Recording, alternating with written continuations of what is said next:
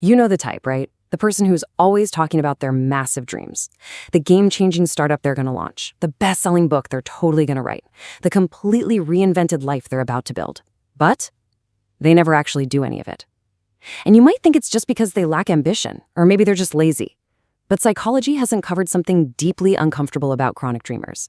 It turns out their own brain is actively working against them. Welcome to our explainer on the psychology of the dreamer, where we're going to unpack exactly why visionaries stay so stubbornly stuck and what it really takes to break free. Look, it's super easy to assume that if someone has these colossal goals but never takes a single step, they just don't want it badly enough. But that is completely wrong. Surprisingly, the people who talk about their goals the absolute most are often the least likely to achieve them. Why? Because their mind has already given them the reward without them doing a single ounce of work to earn it. They aren't unmotivated at all. They are usually the most inspired people in the room, but there is something buried deep inside them that's quietly sabotaging every move they could make, and they literally have no idea it's happening. Section 1. Fake progress and hidden fears. Let's jump right into the very first hidden psychological force that keeps big dreamers trapped in their own heads, starting with how the brain creates this illusion of momentum. It is actually wild how incredibly deceptive the human brain can be. When someone closes their eyes and imagines themselves succeeding, when they vividly picture that finished product or that glamorous dream life, their brain actually releases a little hit of dopamine. It physically feels like they've made real progress. It feels like actual momentum. But literally nothing has moved in the real world. In psychology, this is called mental simulation. Because the brain doesn't fully distinguish between imagining success and actually doing the hard work, every single time they visualize, they get a tiny unearned hit of satisfaction. Think about it like this.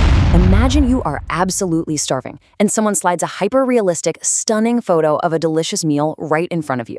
For a split second, your brain responds to it, right? That is exactly what mental simulation does.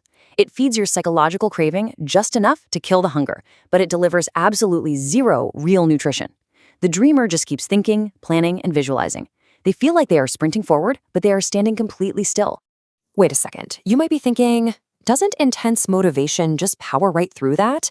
If they just want it badly enough, doesn't that fix the problem? No way. In fact, intense motivation actually makes it worse. I know, that sounds completely backwards, but it leads us perfectly into the second psychological force keeping people stuck. Here is the truth nobody really wants to admit. On the surface, the dreamer looks incredibly ambitious. They've got the energy, they are fired up, but buried underneath all of that intense motivation is a desperate, hidden fear of failure. See, as long as they stay entirely in the planning phase, their dream is completely perfect. It's untouched, it's unbroken. But the absolute second they step out into the messy real world and actually try and maybe fail, that dream gets a massive crack in it. Their self-image takes a huge hit. The glamorous fantasy of who they could be is violently replaced by the stark reality of who they actually are right now. So what's their natural reflex? They just keep researching. They keep getting ready. Because as long as they never start, they never have to face the terrifying possibility that they might not be quite as brilliant as they imagine. Let me be very clear here. This is not cowardice. It is a deeply ingrained psychological survival mechanism. The brain is actively protecting their self-image. It would so much rather preserve a flawless dream than risk watching it shatter in reality. The planning phase isn't preparation. It's a hiding place. Section 2, Paralysis by Perfect Timing and the Exhaustion of Preparing to Start. Let's see how this builds into an entirely different kind of trap. If fear of failure keeps you hiding, this next mental hurdle is just as deadly, but society mistakenly praises it as wisdom. We've all heard it, right? I'm just waiting for the right time, or I just need to get my ducks in a row first. It sounds so incredibly responsible, but the right moment is a total illusion. It's a moving target, because every time you get even a little bit closer to it, your brain shifts the goalposts. First, you need a little more money, then you need more experience, then you just need a bit more confidence. The finish line constantly moves because the brain keeps finding brand new, perfectly rational-sounding reasons to delay. This is what we call preparation paralysis. Here is the absolute game changer. You do not feel ready and then start. You start and then you become ready. Psychology shows us that readiness is almost always a byproduct of doing the work, not a prerequisite for it. But the dreamer's brain runs a totally inverted script, constantly holding them hostage to these perfect, frictionless conditions that simply do not exist. And all this waiting feeds right into our fourth force, analysis paralysis. Picture a visionary about to make a big leap. They start overanalyzing every single step, gaming out every possible scenario. What if it works? What if it crashes and burns? What's everyone going to say? This process drains their mental battery at an unbelievable rate. By the time they have examined every tiny risk and debated every option, they aren't just being cautious anymore. They are physically and mentally completely wiped out. It is literally like running a grueling 26-mile marathon in your own living room before the actual race even begins. You've burned all your fuel entirely in your head. And now, when it's finally time to take a real-world step, you've got absolutely zero energy left in the tank for action. This perfectly explains why so many big dreamers end their day feeling totally exhausted, telling themselves, you know what, I'll just start tomorrow. They genuinely are drained, just not from doing anything. They are completely exhausted from thinking about doing it. Section 3. Identity and fake potential, the deepest barriers to change. Okay, let's slow things down for a second here, because this is where our explainer gets profoundly personal. Those first 4 forces were all about how your brain processes information and manages energy. But these next 2, they are about something way deeper. Who you fundamentally believe you are. Your brain's number one job isn't to make you successful. It's to keep you consistent with your identity. Not your lofty goals, not your dreams, but the core story you tell yourself about yourself. If a visionary secretly believes, deep down, I'm just someone who starts things but never finishes them, or I'm not really a disciplined person, their brain will aggressively fight against any action that contradicts that belief. Action requires becoming someone different, and the brain views that identity change as a literal threat. And this brilliantly explains why just wanting it isn't nearly enough.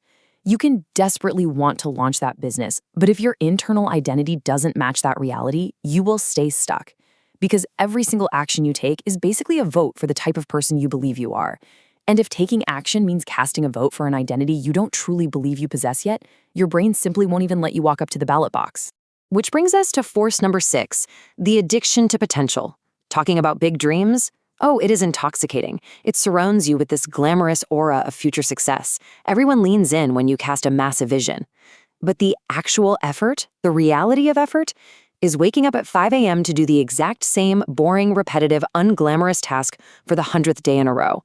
Absolutely nobody leans in when you talk about the quiet, invisible grind. So the dreamer just stays attached to that glowing promise of potential, because stepping onto the path of actual effort forces them to look right at the incredibly wide, incredibly painful gap between who they could be and who they actually are right now.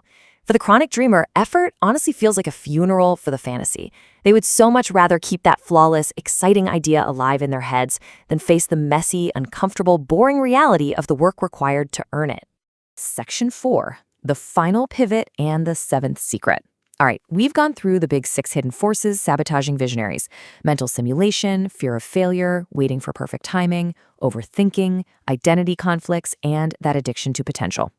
But there is a massive piece of the puzzle that standard psychology almost never talks about, a 7th secret that ties the whole shebang together. The ultimate reason those big dreamers never act is simply this: they haven't crossed the pain threshold yet. Every single one of those 6 psychological traps we just broke down, they all survive on one very specific condition, that the dreamer hasn't hit rock bottom. They survive solely because the pain of staying exactly the same is still somewhat tolerable to them. But the exact moment that the pain of inaction finally becomes greater than the pain of action, boom, every single one of those mental barriers completely collapses. Not because they magically got cured or went to years of therapy, but because those excuses become utterly irrelevant.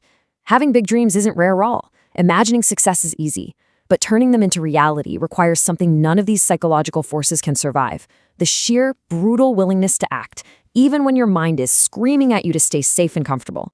So, as we wrap up this explainer, I want to leave you with one brutally honest question to ask yourself today. Look back at the forces we've covered. Which of these is running your life right now? Are you caught up in mental simulation? paralyzed by waiting for perfect timing, maybe addicted to your own potential. Be incredibly honest with yourself, because the very moment you identify the specific illusion your brain is feeding you is the exact moment you can finally step out into the real world, embrace the messy effort, and actually take action. Thank you so much for joining me for this explainer, and I will see you next time.